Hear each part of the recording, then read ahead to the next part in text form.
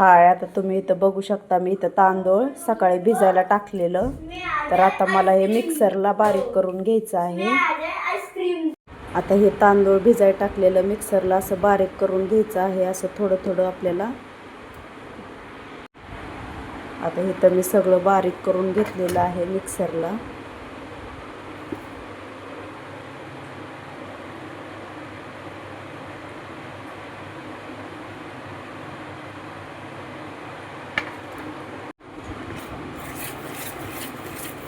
हे चांगलं आपल्याला मिक्स करून घ्यायचं आहे, एकजीव करून घ्यायचं आहे. ह्याचा आपण ह्याच्यामध्ये सोडा टाकला आहे, त्याच्यामुळं चांगलं ह्याला मिक्स करून घ्यायचं आहे.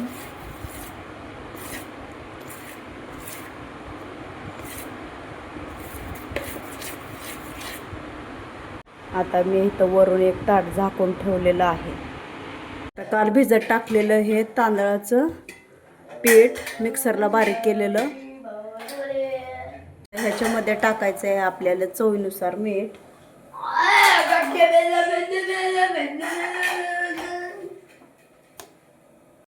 आता तुम्ही इथं बघू शकता,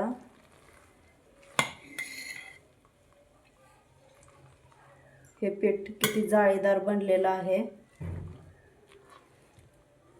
आणि मस्त असं मऊ लुसलुशीत. आपल्याला आता इडली बनवायची आहे.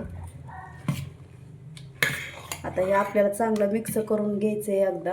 ह्याच्यामध्ये मीठ टाकलेलं आहे.